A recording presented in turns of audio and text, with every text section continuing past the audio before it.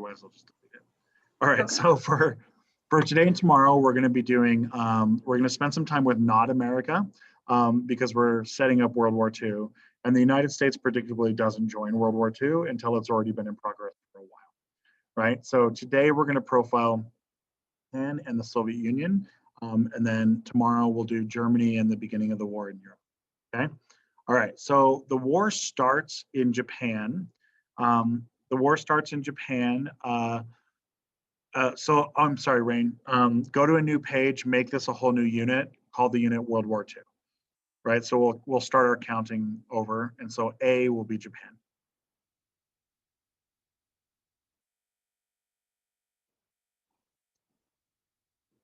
Okay, are you with me? You good to go? Yeah. All right. Why don't you, yeah, as long as it's quiet, keep your microphone unmuted. That way we can just have a conversation. Okay. Okay.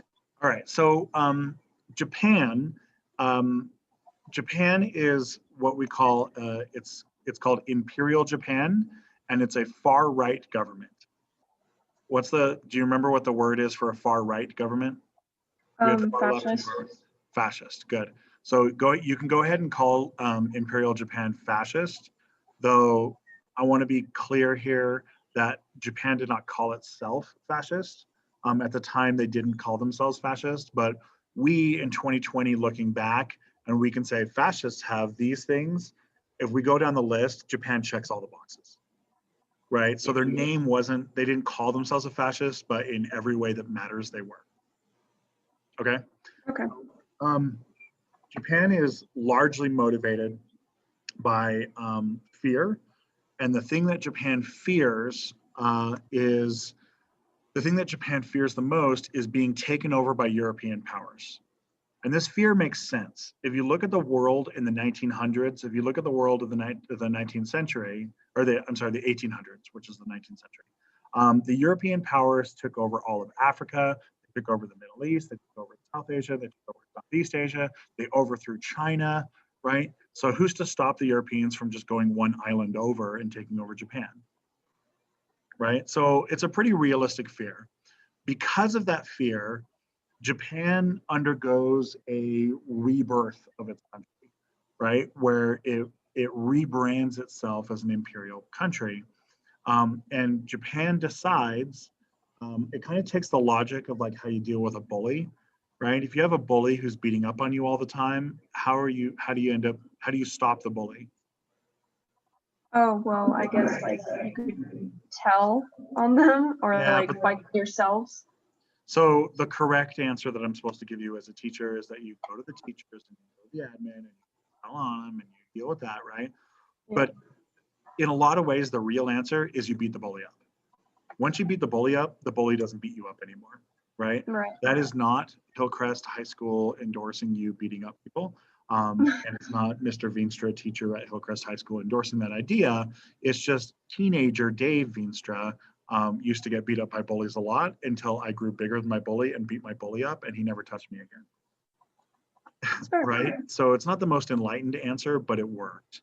So Japan kind of takes that logic, right? And so they say if we don't want to be taken over by the Europeans, then what we need to do is we need to take things over like a European. Can I help you? Oh, cool. You just put them on one of these tables up front, and I'll deal with them. Thanks a lot.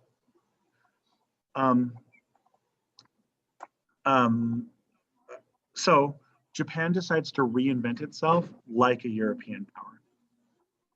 So it's going to copy the army. It goes, do you know what country it's going to copy? What country has the best army? Oh, would it be like the US or Russia? Nah, psh, Russia's a mess. Russia's a mess, and the US doesn't even have an army. At this time? Yeah. Oh. Like England? Nah, they don't have an army. They just Germany. Germany. It's Germany. Of course it's Germany. Took me a second. Yeah. So Japan copies the German army. They send their leaders to German military schools, and those German military schools, they teach the Japanese how to organize an army, how to raise an army, how to train an army, and it includes lessons on German racism. So German racism is built into their army training at this time. The Japanese basically just do like a find replace, everywhere it says German race, they just replace it with Japanese race. But they're integrating that racism right into their army. Okay, now whose Navy do they need to copy? Would it also be Germany? Nah, their Navy sucks. Who's got the best Navy in the world? They used it to conquer like half the planet. Oh, England. England conquered. Conquer the best. Or copy the best, right? So Japan Right. copies the German army and the British Navy. And then who do they want to copy for like industry and government?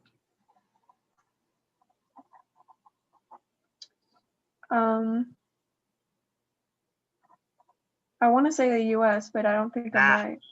The US is a mess.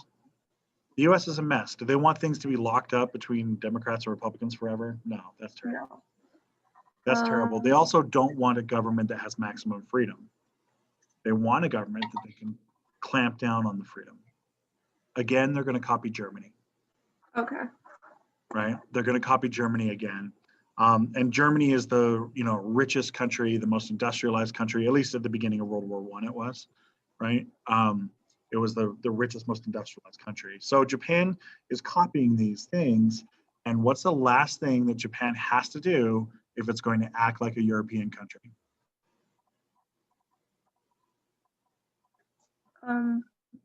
Start like invading. There you go. If you're a European country, what do? You conquer things. So Japan starts conquering things. They start early with some of these islands, some of these like little islands, Okinawa, Iwo Jima, Taiwan, right? They start with some of these little islands, and once they kind of learn how to do it, they invade Korea in 1910. And they take Korea. They take Korea in 1910. And then by 1931, they invade Manchukuo, right? But Americans call it Manchuria. Manchuria. Okay. Today, this is part of China. Okay. Today, this is part of China, but this is like it's like a place in the world that is like conquered. The Koreans had controlled it for a while, then the Chinese controlled it, then the Mongols controlled it, then the Russians controlled it, right? It's this area of the world that had exchanged hands a lot. And so it's like not really Chinese in some ways. Today, part of it is in Russia, part of it's in China. And like it's not really Russian and it's not really Chinese, it's kind of its own thing, right? So the Japanese take this over. This is the traditional starting date of World War II. 1931, Japan invades Manchuria. Okay, this invasion works really well. It works really well. The world is kind of like mad at Japan. They say, you can't do this, but they also don't want to stop Japan, right? China is right now in about year 10 of its 30-year civil war, right? So China can't do anything about it. They're locked into a civil war. China doesn't really have a government that's working right now. The Soviet Union can't do anything about it because the Soviet Union is just barely starting to industrialize itself, right? And we'll talk about the USSR, but the Soviet Union is a hot mess, right? And so nobody is really willing. England, France, the United States, they're not willing to go fight in Manchuria. And so the world kind of just lets Japan have it, right? They're angry, but they just go, naughty, naughty, Japan, you shouldn't do that, right? And then they do nothing, right? Japan then invades China in 1937. They invade China in 1937, and this is where the whole world is like, oh my gosh, Japan, stop it. But again, they don't do anything about it. They just kind of let it happen. They just kind of let it happen.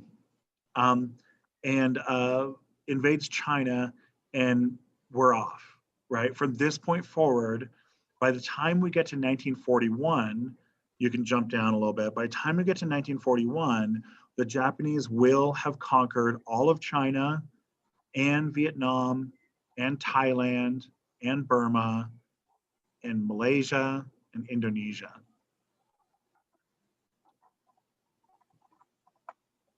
So Vietnam, Thailand, Burma, Malaysia, Indonesia.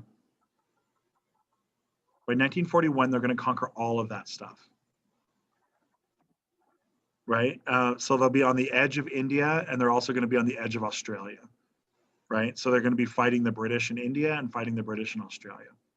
By this point, Japan is turning itself into a full-blown empire. Now, when we talk about World War II, students oftentimes, they know about the Holocaust, right? With the Germans, Nazi Germany and the Holocaust, right? And the Holocaust is terrible. It's a nightmare. We will talk about it later, right? But I think it's important for us to recognize that the Holocaust is not the only terrible thing that's happening at this time, right? That World War II, in a lot of ways, is kind of the study of like how people can be the worst possible thing to each other, right? And Japan, the USSR, and Nazi Germany, all three of these countries are doing nightmarishly terrible things to people, right? Torturing people, death camps to people, mass murder, mass rape, right? Like the Holocaust is very, very bad, and the Holocaust is the worst of the three. But the other ones, I don't want to let them off the hook, right? I want us to recognize that what's going on here, and you need to know how bad they are in order to understand the heroism of the countries at the end, right? Because it's going to be held up that this is the good war. This is the war where like the forces of freedom and democracy and liberalism, won, and the whole world was saved, right? And we need to understand. You can only understand that if you know how bad it is from these three countries. Okay, so the worst example is the rape of Nanking. The rape of Nanking. All right, so Nanking is the historical capital of China.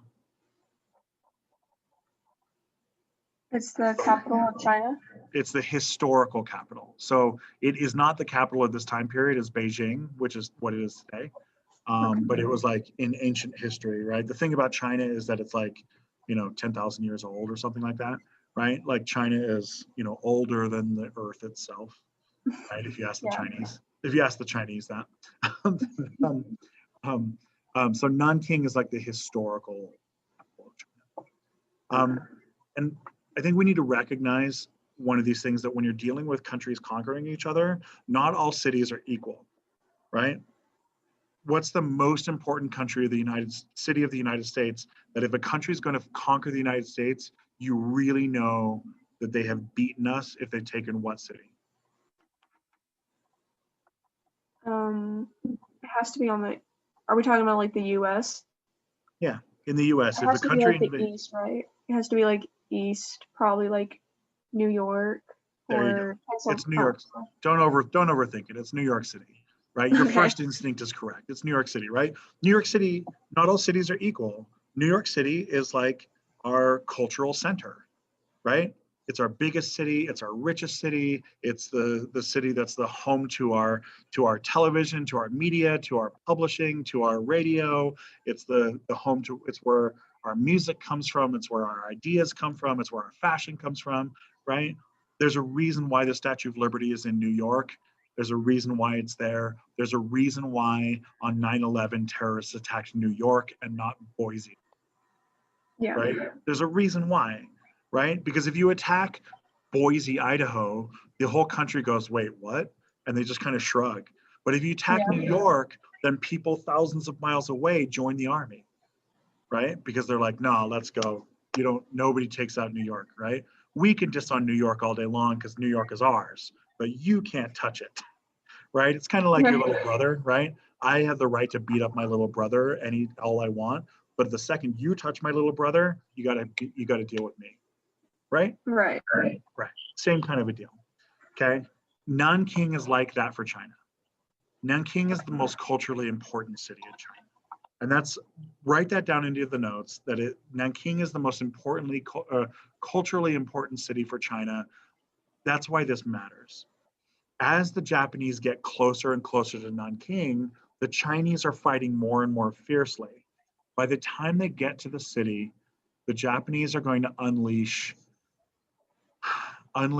their worst impulses. We call it the rape of Nanking for a reason. And the reason is because the Japanese order the rape of all of the females in the city multiple times, right? They're gang raped and then murdered. And they make the men watch as their daughters, sisters, wives, and mothers are raped and murdered in front of them. And then the men themselves are tortured to death as well.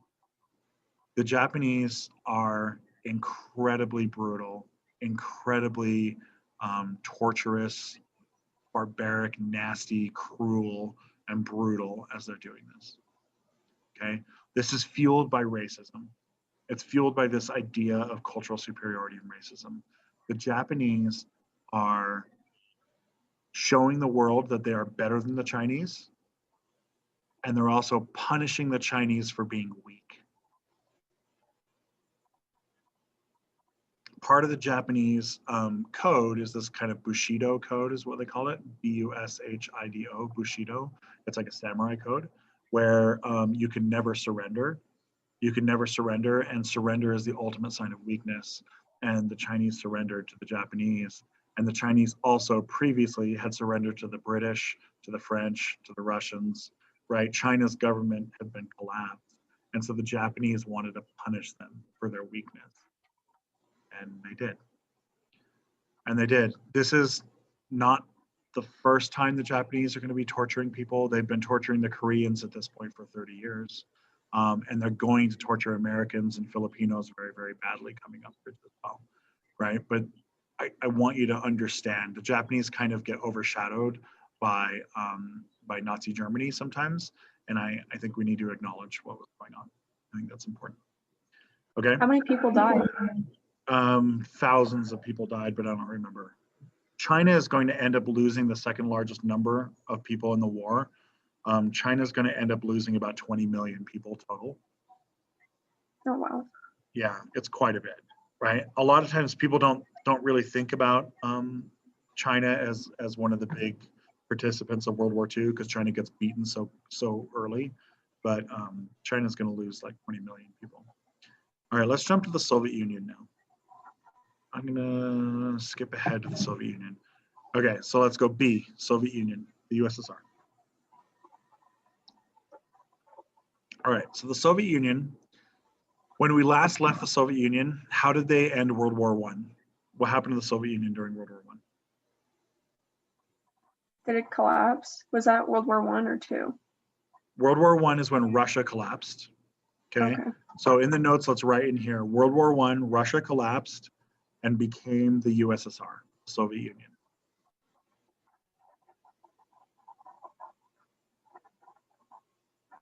Okay, what happened to the Soviet Union after that? After the collapse? What happened to the Soviet Union after the collapse? I'm not too sure. Okay, the Soviet Union immediately rises into a civil war, the Russian Civil War. You remember the Russian Civil War now? Yes. Yeah. So Russia loses people in World War I, they lose people in the Civil War, and then that leads us into a famine that they lose people again.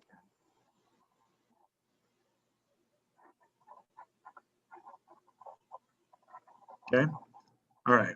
This leads us to where Stalin is going to rise up, Joseph Stalin. So Vladimir Lenin had been the leader. He had been the leader of Russia, and he had been the leader of the Soviet Union, but he gets sick and he dies. Stalin takes over.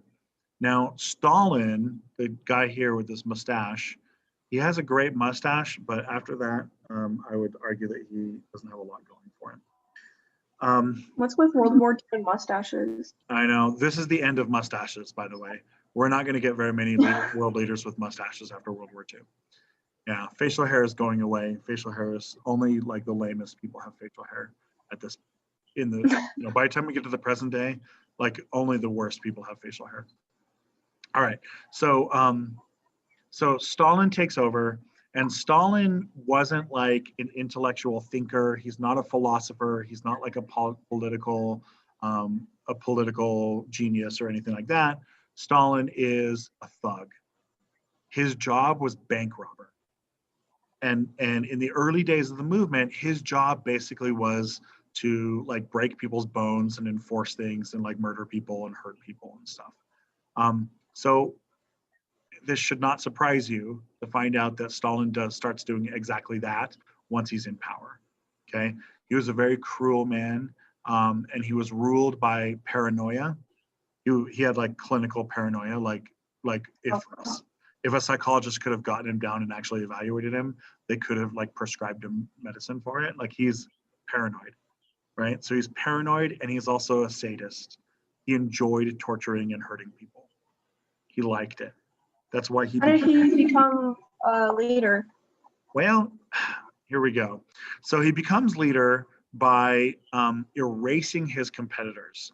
And by erasing his competitors, I don't just mean, he kills them, but he does more than that. He erases them from history. So this is a picture that was in the newspaper. And then this guy he had determined would come in if he had determined was a threat. So he executes this guy, kills this guy, goes back into the newspapers, has people basically Photoshop the guys out, right? And then they republish the articles without the guy's picture and without his name. Oh. Stalin is the extreme left, right? So what do you call the extreme left? Communist. Communism. And what's the relationship does communism have with history? Does the extreme left embrace and protect history or destroy history? Destroy it. Yeah. So Stalin is basically trying to rewrite history. And so when I say erase his competitors, I literally mean erase his competitors, right? And so he starts killing people. They start disappearing. They start, they start getting wiped out. And that makes people more scared, and people kind of inherently kind of obey authority. This starts getting erased in a lot of ways where some of them are actually kind of funny stories, right? So like, oh shit, what's his name? Not Gorky. I can see his picture and I'm drawing a blank. T, starts with a T. I'll remember his name in a minute. But one of the leaders that should have been in charge, the second in command guy, he runs away, right? He's scared of Stalin. He actually runs to Mexico City. He moves to Mexico City, and he's kind of setting up a communist party in Mexico City. And then, according to the Russian newspapers, he was murdered by Mexican street gangs, right? You know how Mexico is famous for its Mexican street gangs, right? Yeah. What actually happened was Bulgarians showed up at his residence and stabbed him with an ice pick and killed him with ice picks. You know, all those Bulgarian street crime, all that Bulgarian street crime, ice pick street crime in Mexico. Mexico's famous for Bulgarian street crime, you know. There's another one where Medvedev he gets drunk and falls down an elevator shaft. And when he falls down the elevator shaft, he falls so quickly that he lands on 12 bullets that were on the bottom of the shaft, and he hits them so quickly that the bullets go into his body. No, that makes perfect sense.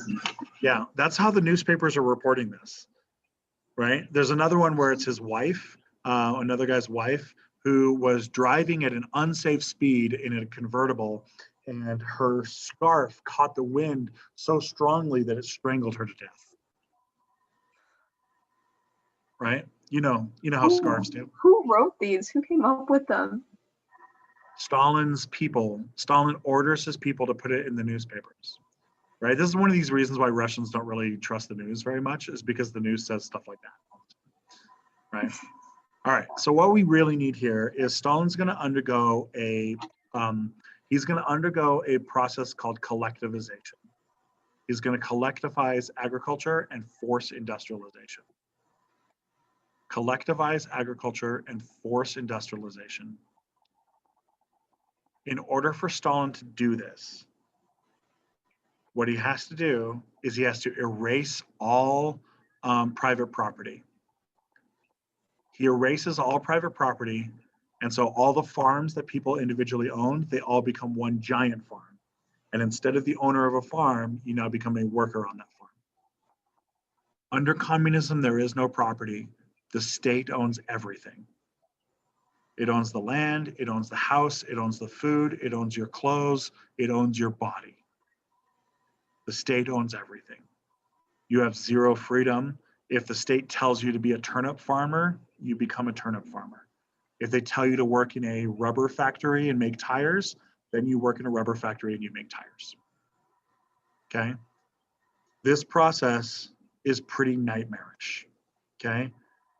It's going to cause something called the Great Purge, where Stalin is going to start eliminating everybody he views as a threat, and he's going to kill somewhere around 12 million people. This is 12 million people after World War I, after this Russian Civil War, after the Great Famine. This is an additional 12 million people. He's also going to kill 6 million Ukrainians in an event called the Holodomor. This is where Ukraine grows too much food. Too much food. The Soviet Union ordered Ukraine to grow this much food. Ukraine grew this much food, and they said, oh, you guys will be so proud of us. Stalin takes all the food away and force starves the Ukrainians to death as a punishment for not following orders. 6 million people. Okay?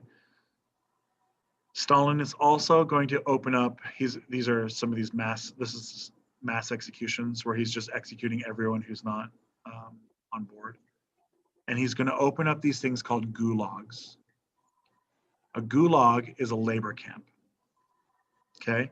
He opens up gulags. These are all what Americans would probably call concentration camps. These are all work camps across the Soviet Union. Every one of these little symbols here is a gulag, and he enslaves 25% of the population into these camps. And these camps are brutal, nasty camps. He basically works people to death. He tells them, you will make a lumber yard.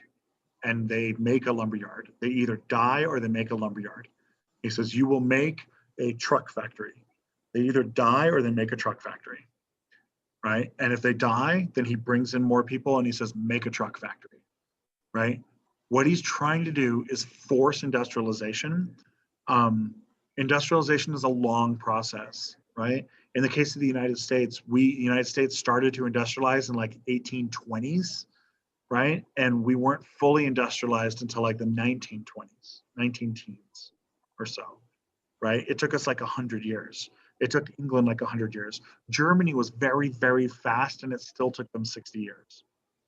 Russia does it in 20, less than 20, which is amazing, right? It's an amazing feat of economics. It's an amazing feat of government, right?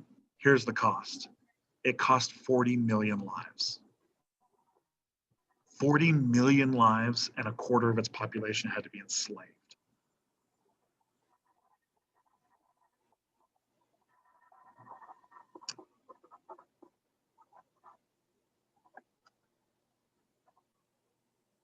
Okay. We're going to leave. This is where the Soviet Union is when Nazi Germany rises up and starts to attack the Europe, right? And so this is the country that's on the other side. The Soviet Union is a country that hates Nazi Germany, and Nazi Germany hates the Soviet Union, right? The far left, the far right, they hate each other. They want to destroy each other, right? It's inevitable that they are going to fight with each other, right? They're going to. It's just going to happen. Okay. I believe essentially like the same thing. Yeah, well, kind of, right? They believe the opposite, but the result is the same, right? Once you get to that far, far extreme, it doesn't really matter what you believe in. Either way, you're murdering 10 million people. You know what I mean? Like, either I'm killing you for being too traditional or I'm killing you for not being traditional enough. Either way, you're dead, right? But the people on the very top act like there's a difference. right? But for the people on the bottom, it doesn't really matter. Like, you don't really care what the dude's name tag says if he's going to murder you, right? If he's already killed my family, he's already knocked my teeth out, he's already murdering me, you've already taken my home from me, you've already, you know, raped my daughter, you've already done all these terrible, nasty things to me. At that point, I don't really care what your name tag says. Yeah. You know what I mean? Yeah. Yeah. All right. So I think this is a good place to stop.